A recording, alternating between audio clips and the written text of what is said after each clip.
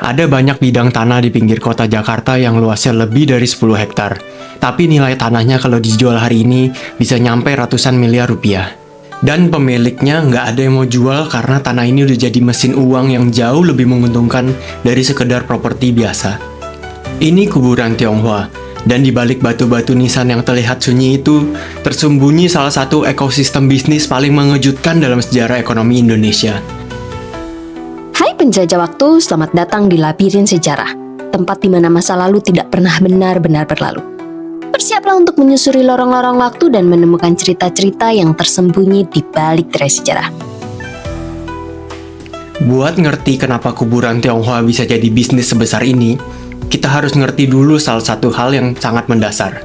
Bagi komunitas Tionghoa tradisional, ngurusin orang mati itu sama pentingnya, bahkan kadang lebih penting daripada ngurusin orang hidup.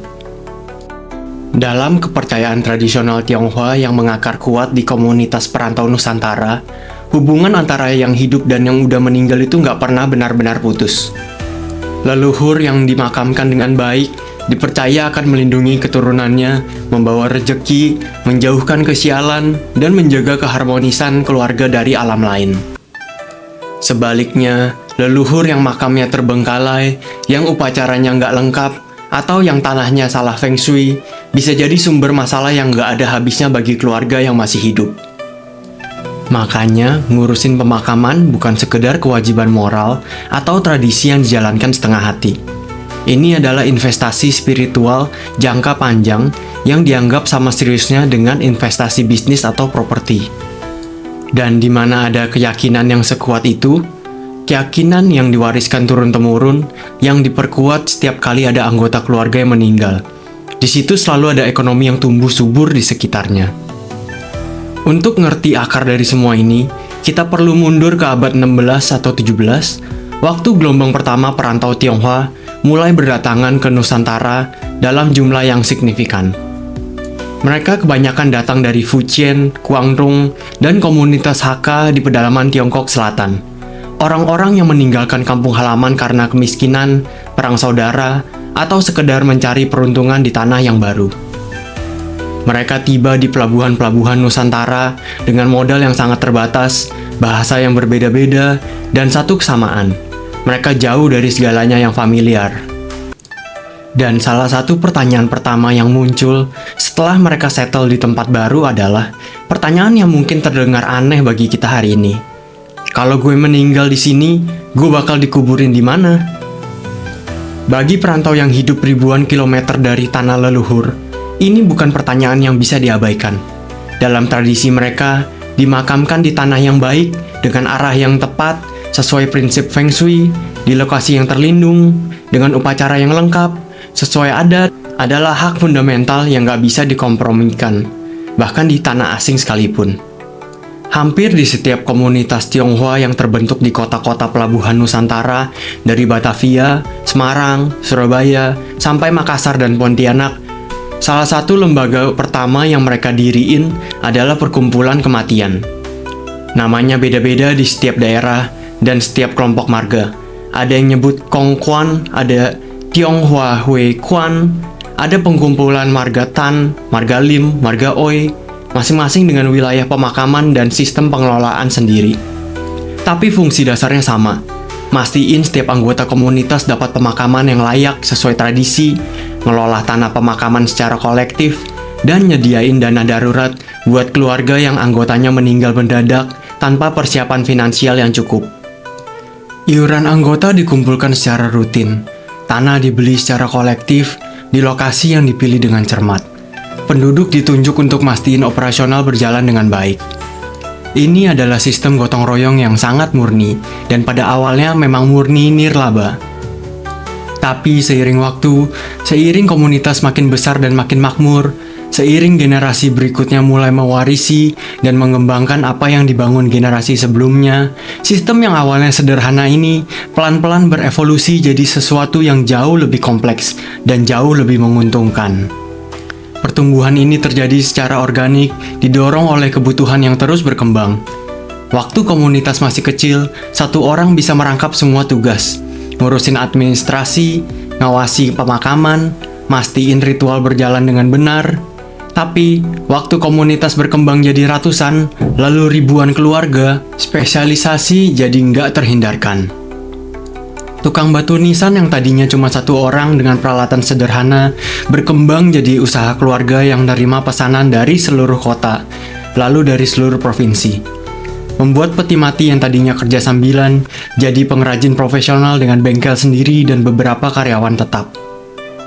Penjual kertas sembayang dan perlengkapan ritual yang tadinya ngandelin impor dari Tiongkok mulai produksi sendiri secara lokal karena demand-nya lebih besar dari yang bisa dipasok dari luar. Dan di atas semua itu, perkumpulan-perkumpulan pemakaman yang awalnya nirlaba mulai punya aset yang sangat signifikan, terutama dalam bentuk tanah. Soal tanah inilah yang paling menarik untuk ditelusuri lebih dalam. Kompleks pemakaman Tionghoa tradisional bukan kuburan biasa. Lokasinya dipilih sangat hati-hati berdasarkan prinsip Feng Shui yang sangat spesifik.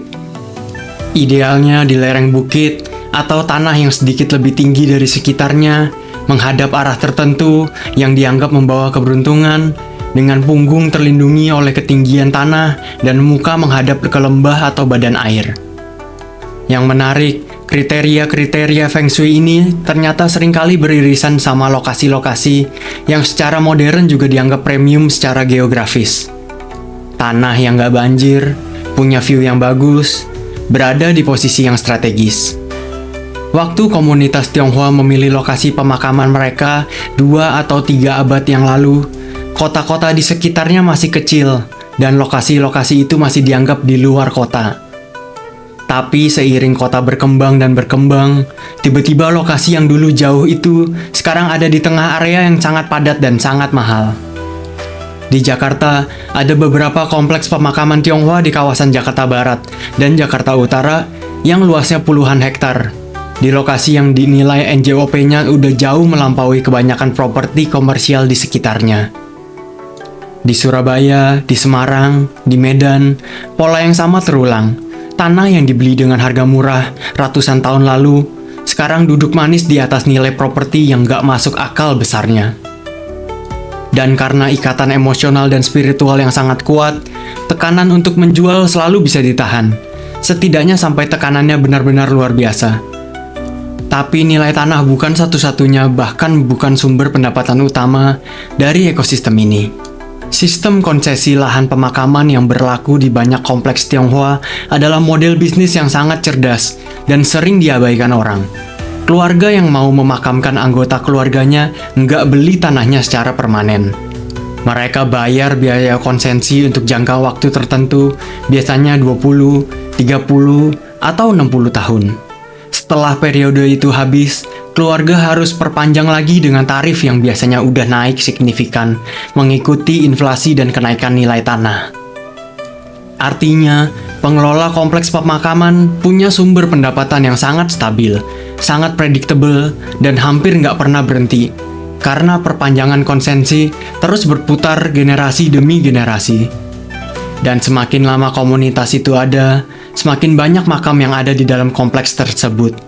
Semakin besar total nilai konsesi yang harus diperbarui setiap periodenya. Ini adalah model bisnis dengan customer retention rate yang nyaris 100%. Karena nggak ada keluarga yang waras yang mau makam leluhurnya terbengkalai atau dikosongkan karena lupa perpanjang konsesi. Di luar tanah dan konsesi, ada industri-industri pendukung yang tumbuh mengelilingi ekosistem ini dan nilainya sangat besar kalau dijumlahkan secara keseluruhan. Industri batu nisan dan ornamen makam adalah salah satunya. Makam Tionghoa tradisional untuk keluarga yang mampu itu bukan sekedar gundukan tanah dengan penanda sederhana. Ini adalah monumen yang dibangun dengan sangat serius. Batu nisan dari granit atau marmer impor dengan ukiran kaligrafi yang membutuhkan keahlian tinggi. Relief berbentuk naga, phoenix, atau simbol-simbol keberuntungan yang dipahat dengan detail. Konstruksi beton berbentuk kapal kuda yang melingkupi area makam, kadang ukurannya lebih besar dari kamar tidur, dibangun untuk bertahan ratusan tahun. Di kota-kota dengan komunitas Tionghoa yang besar, klaster pengrajin batu nisan ini udah beroperasi turun-temurun selama puluhan bahkan ratusan tahun.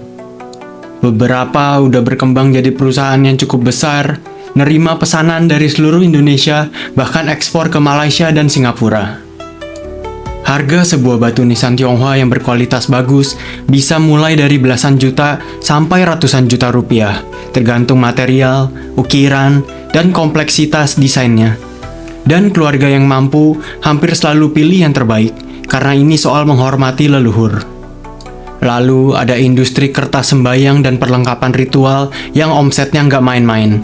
Setiap tahun, komunitas Tionghoa merayakan Qingming, festival ziarah kubur yang biasanya jatuh di bulan April, di mana jutaan keluarga di seluruh Indonesia mengunjungi makam leluhur mereka secara bersamaan. Setiap kunjungan butuh perlengkapan ritual yang sangat spesifik. Kertas sembayang dalam berbagai jenis yang mewakili uang, pakaian, rumah, mobil, bahkan gadget terbaru untuk dikirimkan ke leluhur melalui pembakaran. Hio atau dupa dalam berbagai ukuran dan wewangian, lilin merah, buah-buahan tertentu, kue tradisional, semuanya punya makna simbolis dan semuanya harus ada. Di sekitar kompleks pemakaman besar selama periode Qingming, suasananya berubah total. Deretan toko perlengkapan ritual yang biasanya ramai di hari-hari biasa mendadak jadi seperti pasar malam, penuh, sesak, stok habis terjual, dan omsetnya dalam 2 minggu bisa setara beberapa bulan operasional normal. Dan ini bukan fenomena musiman yang kecil. Kalau kamu ngitung total pengeluaran jutaan keluarga Tionghoa se-Indonesia selama periode Qingming, transportasi, perlengkapan ritual, jasa perawatan makam, makan siang keluarga besar setelah ziarah, angkanya secara agregat nasional bisa sangat signifikan, dan hampir semuanya berputar di dalam ekosistem bisnis lokal yang langsung merasakan manfaatnya.